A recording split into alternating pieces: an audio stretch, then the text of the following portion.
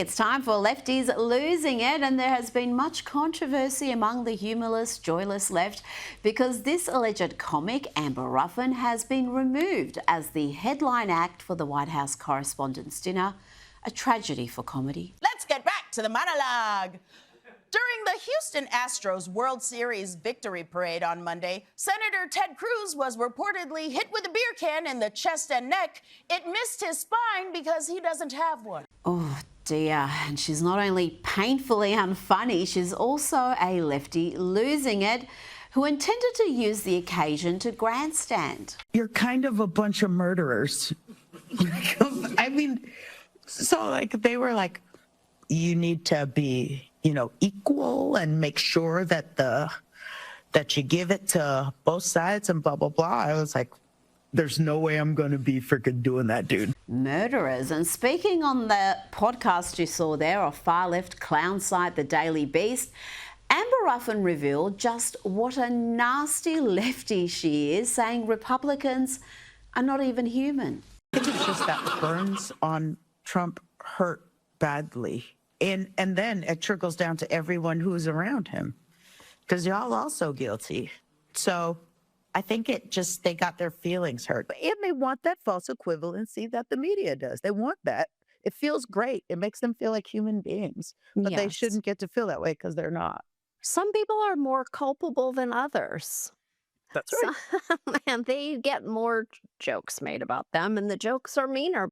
And of course, the miserable, joyless ladies of The View thought that last line was hilarious. Look at the immediate reactions here when they played the clip. It makes them feel like human beings, but they shouldn't get to feel that way because they're not.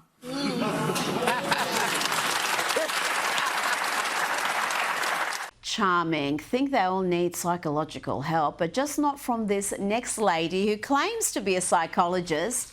And she has this important question for Americans. Genuine question for Trump supporters and supporters of Musk and RFK. I'm just asking a genuine, honest question for you. Is there anything at all that they could do to lose your support at this point? Yes, if Trump, Musk, RFK, any of them appear with a septum ring, I'm going to assume that they have lost their minds and disregard anything they have to say. That's all it's going to take. Let's go back to The View and watch here as the ladies nod along like unthinking idiots as this lefty, Ellie Mistal, claims that no law passed before 1965 should be respected. My premises for the book is that every law passed before the 1965 Voting Rights Act should be presumptively unconstitutional, right? But because before the 1965 Voting Rights Act, we were functionally an apartheid country. Yeah. Not everybody who lived here could vote here. So why should I give about some law that some old white man passed in the 1920s, like the Immigration and Nationality Act? Now it's time for the Golden Age. Elections have consequences, and yes, it is the beginning of the Golden Age, all right. The latest figures have just been released, and they show that the Trump administration has resolved the illegal immigration crisis. It's no longer a crisis, with the numbers crossing illegally at the US-Mexico border falling yet again in March, hitting a new record low. Just 7,000 crossed illegally. Remember, we were seeing 200,000 plus a month under the Biden administration. The March data is a 94% reduction from the same time last year, March last year. Department of Homeland Security agents call it the Trump effect.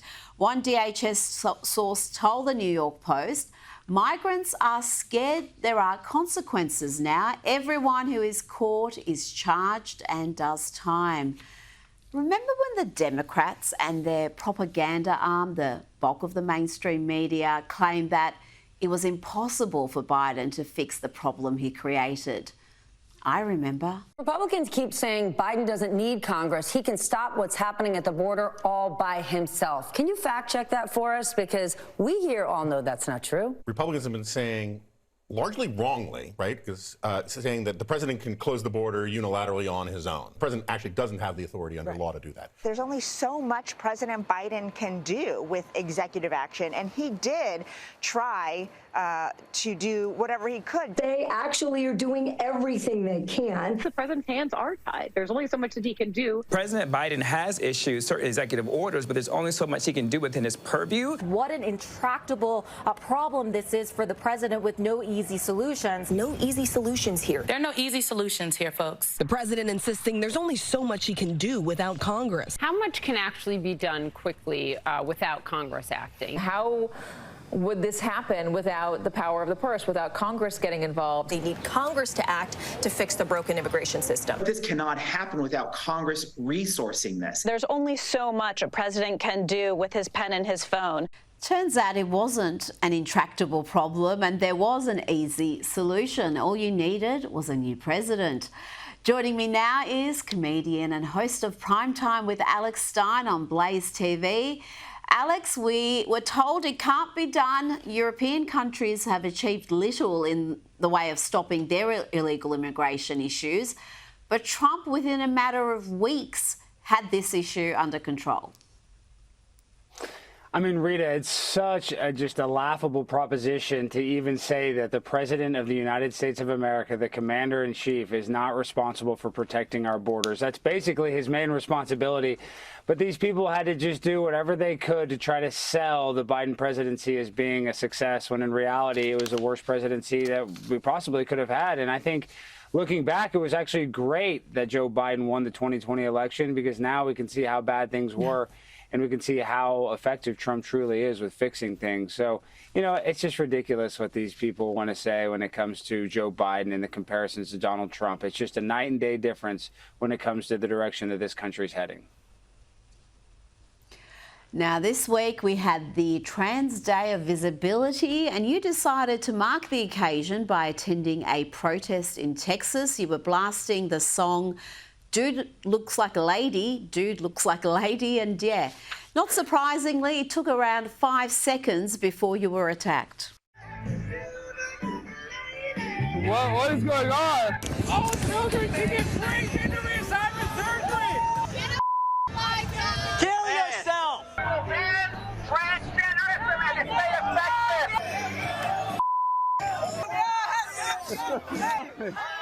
Look at this! You want to fight? You want to fight? Yeah, I'm so scared. What are you going to do? Alex, I may be jumping to conclusions here, but I don't think they were happy to see you. No, Rita, it's a cliche you say a lot. The party of tolerance and acceptance is not very tolerant or accepting when it comes to people that even try to have the same viewpoint. I went there to try to, you know, I guess, be friendly. And obviously I was joking. I was being sarcastic. But as soon as I stood up and I had the boombox playing Aerosmith, they knew what was going on, and they immediately got violent. And I really feel bad, because I was there with the cameraman and my girlfriend, and they threw coffee on her. You know, they threw water on me. And I'm trying to go there, and this is a very tense situation. I go there and I try to have, I guess, a different angle. I try to be funny, or I try to be, you know, goofy. But in reality, these protests are getting dangerous, and there's more and more of these protests, Rita. So I'm happy that this didn't actually get much worse than it really was. Well, yeah, he got a bit willing there. There was a bit of argy-bargy, and I'm not sure whether you should be taking your girlfriend to these little projects, Alex. We need to have a talk about that off camera, because I'm never going to have you married off if you pull stunts like this. Taking your girlfriend to a Trans Day of Visibility protest, no. Now, let's talk about Super Bowl champions, the Eagles. They're looking forward to their White House visit, a very different response to what we saw back in 2018. Let's hear now from Eagles coach Nick Sirianni talking about how honoured he is to be invited. No, I'm really excited to go. Yeah, what an honor. What an honor to be able to go to the White House. You know, teams that have been winning the championship have been doing that for a long time, and I'm really honored to go and really excited to go. Alex, things were very different back in 2018 when President Trump, during his first term, rescinded his invitation to the Eagles after they showed great disrespect by saying that they were only going to send a small delegation. The whole team didn't want to go. It's quite a backflip. I mean, to say the least, it's a huge backflip. When you look at Pennsylvania in this last election, I would have not have thought that they would be in favor of Donald Trump. Everybody thought that that was going to be, such a, nail biter, but it wasn't. And so I think that people of Pennsylvania are willing to say, look, I love Donald Trump. I like Donald Trump. Nick Sirianni, this is his second championship, I believe. So he's a great coach, and he's out there speaking for the fans, not just the players that might be mad, that might not like Trump. This is for the fans of Philadelphia that not only voted for Donald Trump, but love the Eagles. So I'm happy that they're going to go and make this right. And they ought to. It's ridiculous. Even if Joe Biden was in office, every team that wins a championship, especially football, the most important sport here in America, you go to the White House. It's tradition. And I really don't like these teams breaking from tradition.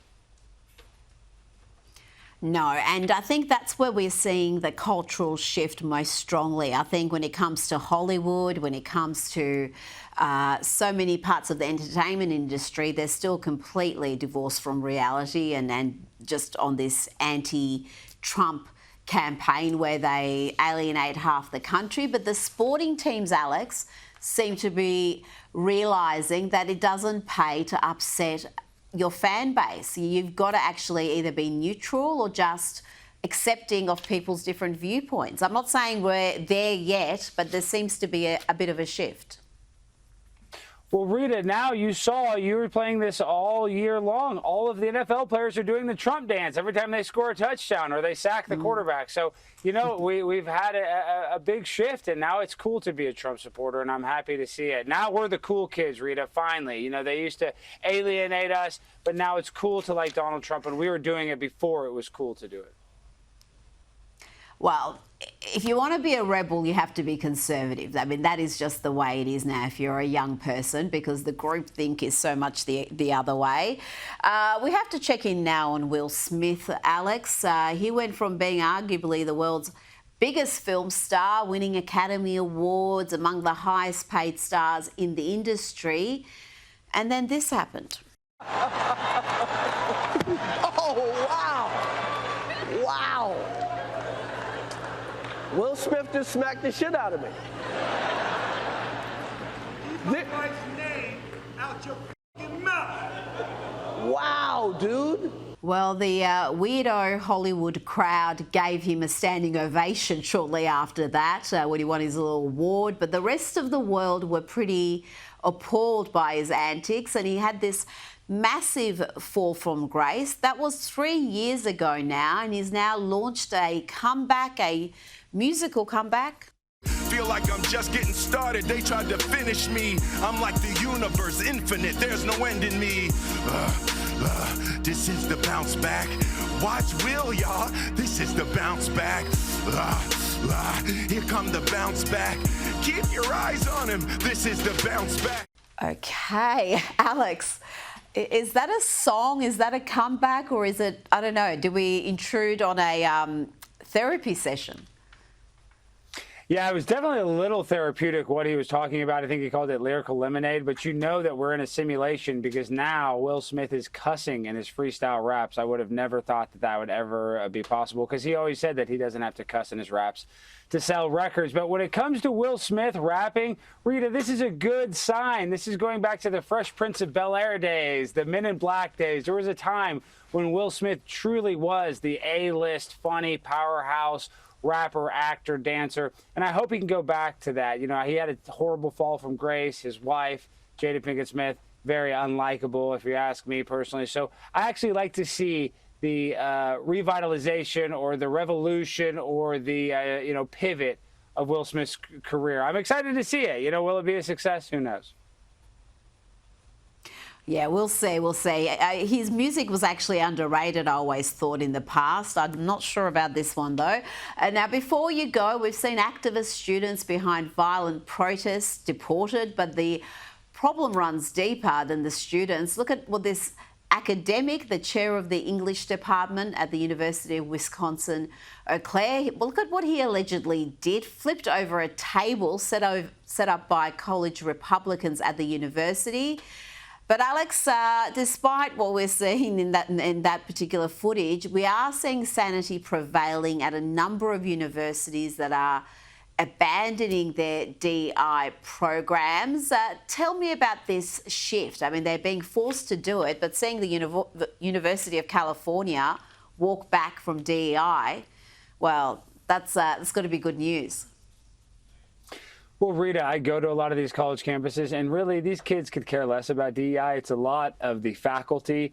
And a matter of fact, when I do these debates, oftentimes the faculties are the ones that come over there, and they don't necessarily, I've never had my table flipped, but I've had them say flippant remarks to me, and I've had them say, get a life. So it seems like the teachers are the ones that are doing all the indoctrinating. So to see these programs go by the wayside, God bless them. That's great. We don't need them. But I think that is a real problem. It's not necessarily the students. It's actually the administrators and the faculty. Of course, that's where it starts. Alex Stein, thanks so much for your time tonight.